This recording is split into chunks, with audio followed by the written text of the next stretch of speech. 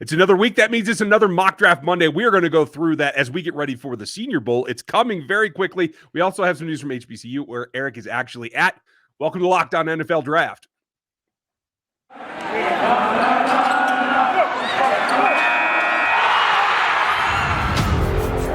You are Locked On NFL Draft, your daily podcast covering the NFL Draft. Part of the Locked On Podcast Network, your team every day.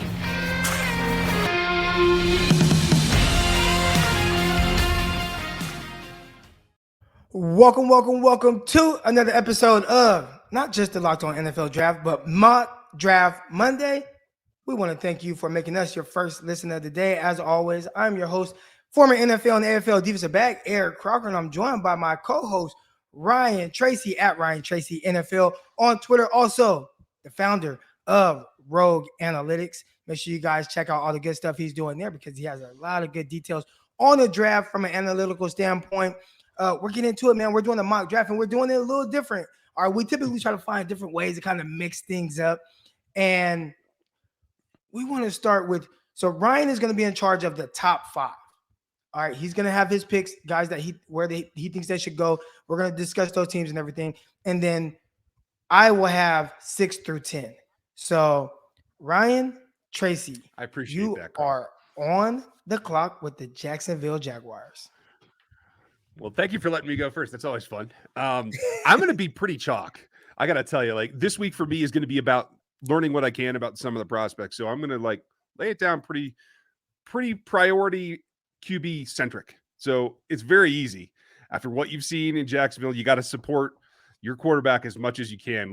Let's hope that that's the way that it goes down. So it's real simple. Evan Neal, take him off the board. Let him do everything that he can do. Help out that line. It doesn't matter. You could have 6 other tackles. You're going to put more on there. You're going to play the best 5. I think that's what they need to do in Jacksonville.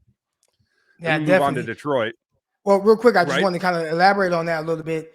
You know, Trevor Lawrence is running for his life. So we touched on this last week, whether they take an offensive lineman at 1, where they take one where they move back and, you know, maybe get some more draft capital, but, you know, address that position. That way they have to protect their young rookie quarterback or second-year quarterback, or he's going to be running for his life. And so far, people are looking at Trevor Lawrence as a bust. Now, he's a generational prospect from a talent perspective and how he's viewed. So he's going to get a little bit more leeway than other guys. But if you were just to say, hey, who played better, Davis Mills or Trevor Lawrence, without knowing any of their background or anything like that, you would think that Davis Mills was the better quarterback who was playing quarterback for the Houston Texans. All right. And people probably saw more ups from just his play. So I think improving the offensive line of Jacksonville would help their young quarterback tremendously. I agree. And I don't know if I'd go that far, but yeah. So you don't think that Davis Mills had a better rookie year? I think they had a fine rookie year. I don't think that watching those 2 guys on the field, I'm going to say that he looks like the better guy going forward. That's what I'm saying. Yeah. But in both cases, you have to support them as much as you can to get the most out of them. So sorry, I jumped the gun on Detroit there because I'm a little over caffeinated this morning, folks. The next one, Detroit. This is something I don't think that you can do much to change the quarterback situation. I think you've made that bed. You're going to lie in it now. So what can you do to bolster the other side?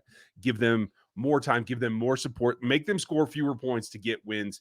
It's pretty much a slam dunk. Stay in state. Take Aiden Hutchinson, plug him in, let him rip up the NFC North and just ride with it.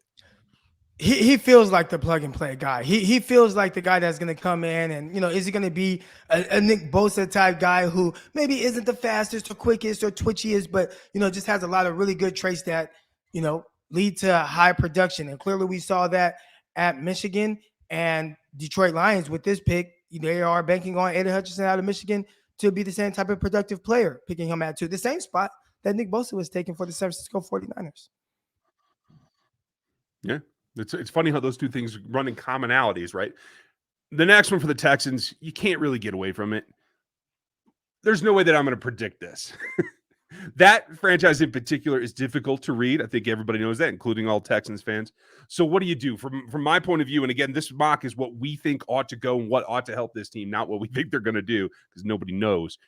I think you have to just take the best player available that you feel can help you at any position that you have any kind of need at. And so it's super simple. plug in Kayvon Thibodeau, put him to work. Is there a little bit less consistency than maybe Hutchinson? Sure. But there's also a little bit more explosion at times, and there's a little bit more that you can see a fit there, I think. I like that one for the Texans. And, one position that you didn't mention for the Texans, and that's the quarterback position, because they have Davis Mills, who's better than Trevor Lawrence. No, I'm joking. Don't kill me on Twitter, guys. I'm just messing around. But Thibodeau, like you said, I believe this is a no-brainer, especially at this point, a guy who I'm pretty sure throughout the draft process is only going to get more love. Now, he has come out in the media and has said some interesting takes and topics. And will the question come about, how much does he love football? He talked about thinking about life after football and not focusing on the now. And that was the reason why he didn't want to go to Alabama. And, and it was just, you want guys to have lives outside of football, of course. But when I'm taking the guy number 3 overall, I want football to kind of be their world. And with Thibodeau, as fine of a football player as he is, and I don't think this is going to knock him, but if you do see him slide a little bit, I wonder if some of the character things or things that maybe if they don't think that he's all in on football, if those things start to come out. I don't anticipate it, but I don't think it's anything that is just too far-fetched. But we got there was some similar worries, I think. There was some similar words a couple years ago about one guy who ended up doing pretty good. I think Myles Garrett has proven, he can enjoy some things off the field too and still remain focused. Now, is he the model you want him to be? Not everybody gets there. Right. For the Jets at 4, this is actually, I think, the way that they hope that it falls. Because when you look at pairing tackles with their quarterbacks, this is clearly something that they have to do in my mind. I know there's Becton. I know it doesn't matter, again, how many you have in there. Even if you have to move positionally within the group that you have, I want to take the best guy that can help this quarterback get a step forward. And so I'm going to go a little nasty there and try to add to that. And Akeem Ekwonu is going to end up in New York for me. Awesome. I like that pick. And what are you thinking about the last pick 5, New York Giants? The Giants are in a conundrum. I don't think they can afford. I don't think anybody can go quarterback here in the top 5. So they're looking again at a support issue. What do you do? How can you get more athletic? And now that there's been this top 2 tackles have gone in the top 4, they're going to grab the guy they can get, knowing that they have picks down the line. They're going to get Charles Cross and let him be athletic. Let him develop a little bit more. I think he is probably right in that 3rd spot of this tackle group right now. Yeah, and their owner has come out and said, hey, we don't think we've done a really good job of building around this young quarterback. We haven't really given him a chance. And it's not just from an organizational structure standpoint, it's from the offensive line as well, where they can't get anything really going on the ground. They can't protect the quarterback when he drops back to pass. I feel like they have definitely enough weapons there to have some level of success, but it starts up front. They got to win in the trenches. They haven't done that yet. Now, when we get back, we will pick, I'll pick 6 through 10 for those teams remaining. We're going to be starting with the Carolina Panthers. But first, we want to talk to you a little bit about Built Bar. All right, and it's a new year, so you know what that means, New Year's resolutions. And if yours is about getting fit or eating healthier, make sure you include a Built Bar into your plan. Built Bar is a protein bar that tastes more like a candy bar. And I've had some really good ones since I've been out here in Mobile, Alabama, having some marshmallow puffs. Those have been really good. And it almost tastes like a candy bar. Built Bar makes it easier to stick to your New Year's resolution because it tastes so good and you'll want to eat it. Unlike other protein bars that can be chalky, waxy, and almost taste like a chemical pill. When you want to eat healthy, but it just gets a little boring, especially by like week 3, you're going to start thinking about, man, is it worth it? Where's my chocolate? Well, I'll tell you where the chocolate is. It's with Built Bar, and it's covered in 100% real chocolate. Most Built Bars contain 130 calories, 4 grams of sugar, 4 net carbs, and 17 grams of protein. Compare that to a candy bar, which usually has a ton of empty calories, 240 calories, 30 grams of sugar, and dozens of net carbs. It's just not good for you. And if you are really trying to, improve your health, go to all your secret stashes, whether it's inside your desk, your car, your purse, wherever you stash all your snacks, next to your bed, your nightstand. Empty that out with the nasty stuff, the candy. Replace it with the Built Bar.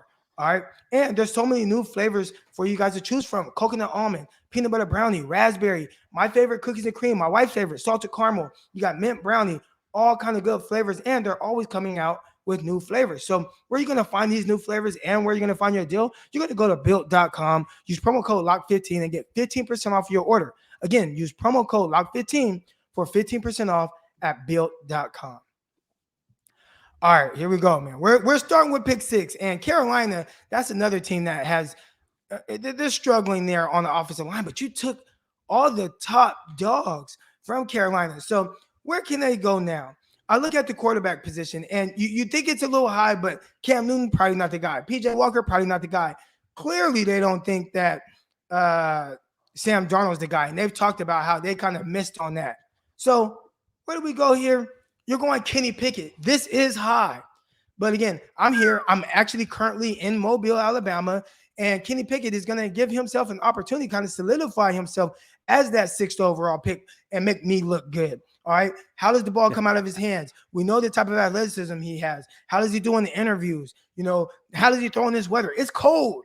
I was just out there yesterday. Everybody's freezing. I saw Scott Pioli, and I'm like, man, he's trying to find this warm weather. We're trying to find any inch of daylight, sunlight to get out of the cold weather. So how does a guy like Kenny Pickett throw in that type of weather? He should be used to it. He played in Pittsburgh, all right, for the Panthers. Mm-hmm. So that's who I have going at pick 6. I heard you whistle. Do you have any pushback on that?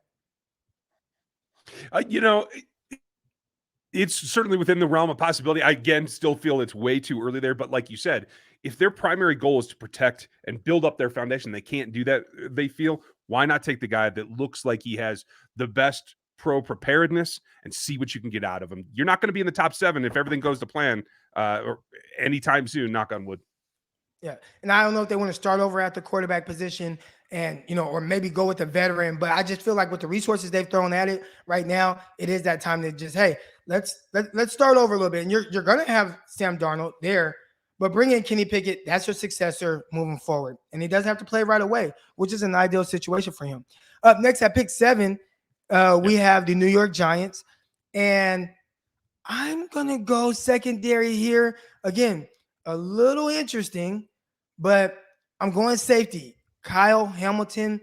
I like what they've done at the safety position and different things they've tried to do, get Peppers back there and trying to fill little voids there. But, I've talked about how the cornerback position, our team's going to continue to rely on that as where they will go really high. And this is an opportunity for them to draft a corner, but we're not going there. Get a guy who affects the game at multiple levels, whether it's over the middle, whether it's deep, or around the line of scrimmage, affecting the run game and passing game that has tremendous range. And we are going with Colin Hamilton out of Notre Dame. Safety, 6'4", 220 pounds. He's rangy. I can't wait to see how he tests. A little light, long-legged, high-cut guy. We'll see how his change of direction is. But I think just from an ability standpoint, is he Derwin James type guy? Can we potentially see him slide like Derwin James? I wouldn't take that out of the realm of possibility, but I like him here picking for the New York Giants. All right, again, Kyle Hamilton out of Notre Dame, big time ability, high upside, playmaker. I think that's their guy to really help take this secondary to the next level.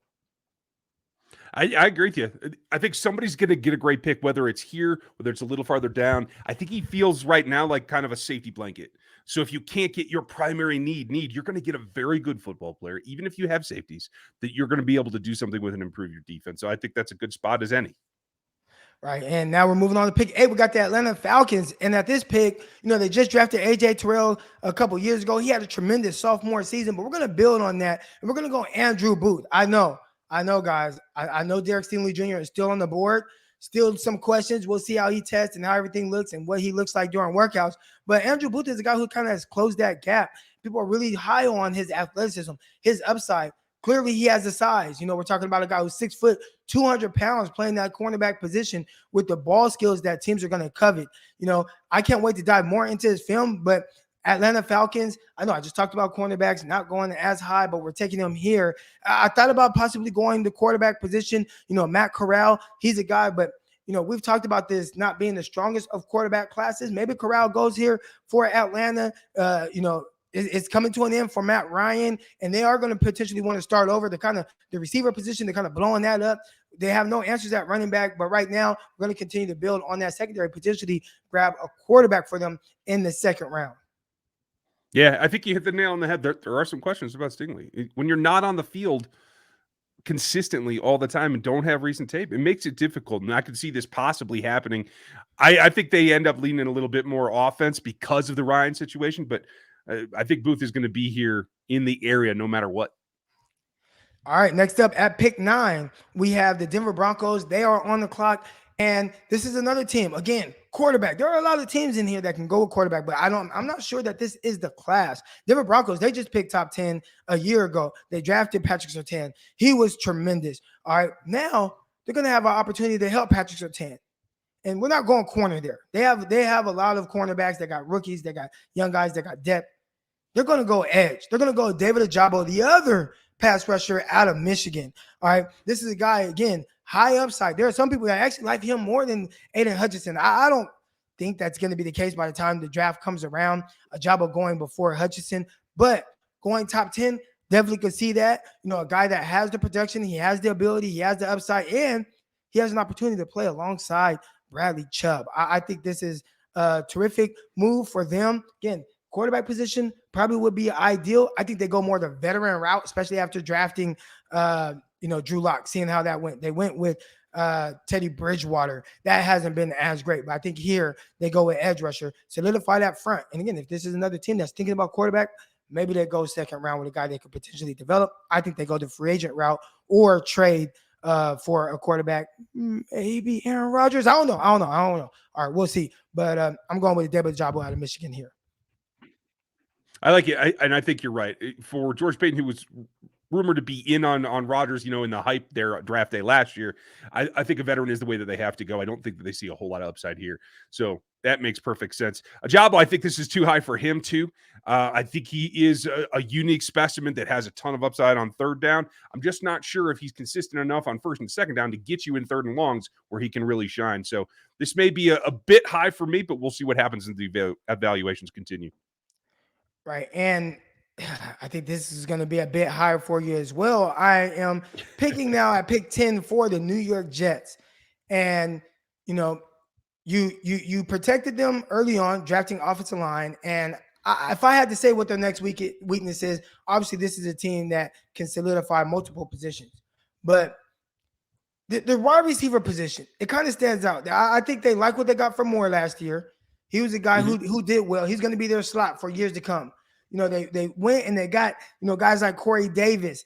Is he the guy moving forward? I'm not sure. And, you got Mims. He hasn't worked out. They haven't even really been playing him. So I think they go receiver here. Now, that's not the part that's going to be shocking for you. I think the part that's going to be shocking is actually who I take. And I'm not even sure this is going to be my Treylon Burks. I mean, my wide receiver one, and I kind of gave a tip to who I'm leaning towards. But I like his ability. I like his size. I think he's going to test off the charts. I am going with Treylon Burks from University of Arkansas, the 6'3", 230-pound receiver. I think this is a guy who's going to run extremely well. I think he's going to run very well. He is more of a straight line guy as opposed to this twitched up guy that's, has really good lateral quickness and agility. Mel Kiper, he picked a receiver here at pick 10 for them, but it was Drake London. I was like, man, that's a little high for me. But when I look at Treylon Burks, all the ability he brings from a pass catching standpoint, high pointing the ball, the big play threat down the field, that was a lot of what Zach Wilson had at BYU. He had a team, he had players around him where he was able to throw it up to them, give them opportunities. They came down with it. Treylon Burks also adds that new element. People are wondering, hey, Deebo Samuel, man, there won't be another Deebo Samuel. Slow your roll. I think Treylon Burks is a guy, and I'm not going to say he's Deebo Samuel, but when you just watch him play and how he's utilized, his production, his ability to actually run the ball, carry, they lined him up in the backfield. They threw him screens from the backfield. They handed the ball off to him. They used him on jet sweeps. He has that body, that frame. Again, 6'3", 230-pound guy, and I think he potentially can run 4.3s, potentially low 4.4s. He has that type of explosibility to be able to run away from guys. This is a guy that potentially can creep up draft boards. Is he this pure route running separator type guy? Probably not. But he uses his frame extremely well. He wins at all levels of the field, and he's able to run the ball. I really like Treylon Burks. This is a little high, but I think this is a team that can use this type of specimen. A, I am not surprised you managed to get Burks into the top 10. Well done. B, you're absolutely right. He is versatile. I don't see anything near Deebo Samuel when I watch, but that's okay. I haven't watched enough, maybe. It's perfectly honest to just say you haven't seen enough film. Okay, fair enough. I think it's a little bit high, but I think the concept reigns, And certainly more weapons can always help the young quarterback as well. So I think we need to get into maybe some other prospects that maybe we don't know about. And you're in place. I want to hear about what's going on down there. We'll do that when we get back. All right, but first, we got to talk to you guys a little bit about something else that is high, much higher than what we would like, and it's gas prices. So to help you with your gas prices, what are you going to do, man? We're going to talk to you a little bit about Get Upside.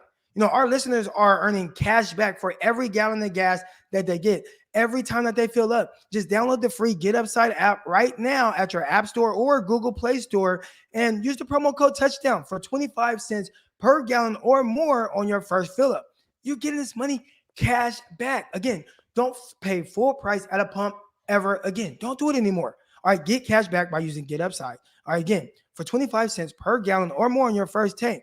You know, some people that drive a lot, they're making as much as $200 to $300 a month, a year cash back. And crazy thing about it, guys, there is no catch. The cash back gets added right to your account. And you can really cash out at any time using your bank account, your PayPal, your e-gift card, your Amazon card, or any other brands that you use. Again, but you're going to do it by downloading the free Get Upside app right now and use promo code Touchdown. Again, you want to get that 25 cents per gallon or more cash back on your first tank? Do that right now. Get Upside. It's free. Download the app and use promo code Touchdown. All right, Ryan.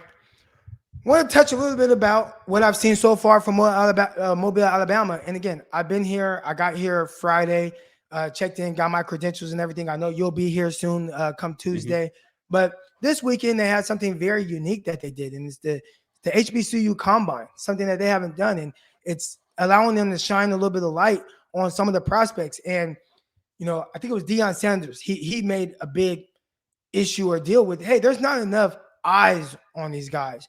So what do? You create a combine for them.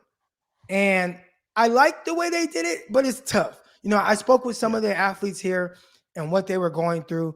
And a lot of these guys, they had about 3.5 weeks to prepare for this. You know, guys typically get into their training starting January. And the combine for the NFL or for the, you know, the rest of the guys, that's not for another month or so. Guys typically have 8 weeks to prepare for the combine and then more time to prepare for their pro days. And you obviously see a lot of guys kind of improve on their numbers come pro day time, but you have a lot of time to improve. These guys, they just finished the season, still kind of a little beat up. They took a couple of weeks off, and then all of a sudden, hey, we got 3.5 weeks to prepare for this day in front of scouts. Now, again, that's the tough part about it, but I do think the thing that I like about it is all NFL teams, from what I could tell, I don't remember seeing the Buccaneers. I don't remember seeing the New England Patriots. But for the most part, I saw a representative from pretty much every organization down here to watch this HBCU Combine. And there are a couple of guys, 2 guys in particular, that stood out to me. The first guys in the first group, there's a receiver from Fort Valley State. His name is Shamar Bridges. This is a bigger guy. I thought he showed good twitch. I thought he showed extremely confident hands. His feet were really good. He had good size. And the one thing that jumped out to me for Shamar was every rep, he went 100%. And I think these are the guys where if we were watching him work out with the rest of the Combine guys that'll be there in February or March, whenever the NFL Combine is, he would be a guy who you wouldn't know went to a Fort Valley State. I think he'd fit right in with those caliber of players. For me, the big thing is going to be that's a good start when they get on the field, when they're testing. Testing is testing. It doesn't matter where you are. If you're an athlete, you can compete and you're relative to the top and you're going to get a shot. That's the way that it goes, especially if you have the feet, if you have the athleticism on display when you're actually working out. I think that's a positive sign. And yeah, it's a short turnaround, 3 weeks. This is the first evolution of this. I think this will continue. I think it'll continue to get better. And I think more awareness will make guys be a little bit more prepared, thinking in the back of their head, hey, I'm going to end up going to that to try to further into my next career. Right. And I mean, there were guys that were standing out. I thought there were some other receivers that did some well things, but another guy who I felt was definitely noteworthy of talking about on our show was Virginia State cornerback Will Adams. Now, when I watched Will Adams' film, the highlights that I'd seen of him, he was playing safety. They have him profiled as a cornerback here at the Senior Bowl, and he is a guy who has more of the stature of a cornerback. He's listed at 6'1.5". He looks much bigger than that in person. He weighed in at 186 pounds. He looked much bigger than that in person. I thought he was easily, like, when you just look at him, he looks like a 6'3", 205-pound guy. So he's built really nice. But that's not the thing that's really going to jump out to guys. When you talk about his measurements, 32.5-inch arm length, that is very ideal for a cornerback. His vertical jump, 40.5 inches vertical jump. So he's exploding out there. His broad jump, 10.3. All right. Now, what wasn't as ideal, especially for a cornerback, and we'll see as he has more time to improve on this, his 40-yard dash, he ran a 4.57. But again, once it comes down to his, preparing more, and if he gets a shot at either a pro day or potentially a combine invite, I think he can get that 40 down to potentially low 4.5s, potentially high 40s, because he clearly is a very explosive player. You don't have 40-inch broad jump and 40-inch vertical and 10.3 broad jump if you don't have that explosiveness in you. So I think it's going to get that. And then the one other thing that I thought was tremendous, his 3-cone, sub-7 3-cone, 6.88. That is really good for a corner, showing that tremendous short area quickness and change of direction. On the bench press, he has 21 reps. And, that's a lot of reps. I know a lot of people are like, well, you don't bench press in football games. So how does that help you? One thing a coach once told me, he says, you know what, Croc, when it comes to the bench press, and I asked him, like, why does it matter so much? He said, and I don't know if this is true, I haven't asked a scout what they think about this, but he said, it just shows how hard you work. Anyone can improve their bench press. No matter how big or small you are, you can improve it if you put the work in. And seeing a guy like this that hits, 21 reps on the bench press, that was the most from any defensive back or receiver that I had seen. I saw some strong guys in there. That's extremely impressive. It shows me that he has the work ethic that I would covet. So his field drills, I thought he did really well. He was really explosive getting out of his breaks. I thought he was more of a T-stepper, which is fine. I was a T-stepper as well. He could run his arms a little bit more out of his breaks, but I could teach that. What I can't teach is the size that he has. I can't teach the explosive ability that he has and that natural quickness that he has. Good foot, smooth athlete. That's a guy that I can't wait to see. How does he transition to playing more corner? Unless the film I saw, he was at safety. Maybe there is more film of him playing corner. I'd be interested to see that. But those are two guys, Shamar Bridges and Will Adams. And again, I don't know if I said the college that Will Adams was at. He's from Virginia State. Those are two guys that definitely jumped out. So shout out to Nagy for putting this on. Go ahead. Right. Absolutely. And for Will, it's important. So you're telling me it's a guy that's played a lot of safety. He's explosive out of his break. He can plant his foot and go. All this leads me to believe that if you're going to transition, especially to a corner that plays in a zone system, that's all well and good. There's no reason to think he can drop to 4.52 if he needs to. That 40 doesn't concern me. If I'm a team that wants to play predominantly zone and use him to his ability and his experience, that's perfect fit for me. Yeah. And like I was saying, man, shout out to Jim Nagy. I think he did a tremendous job putting on this event. He was very involved in it. I didn't get the chance to rap with him there. I'll probably talk with him come Monday or Tuesday. And another person I'll be talking to, Ryan Tracy, our first time meeting up in person. Can't wait. We'll be in the house together, all that good stuff. Bring y'all live shows, all kind of good stuff, and everything that you need to know and hear coming out of Senior Bowl week. This is going to be exciting. I'm pretty sure there's going to be a lot of coverage on it from NFL Network, but no more coverage than the Locked On NFL Draft Show. So from Eric Crocker, at Eric_Crocker on Twitter, make sure you guys follow me for anything else I'm doing as far as the draft and videos and breakdowns, all that good stuff. Follow me on Twitter at Eric_Crocker. Also, follow Ryan Tracy and Rogue Analytics. Follow Ryan Tracy at Ryan Tracy NFL. But that's going to do it for this episode. We will see y'all come Tuesday morning. We are out. Peace.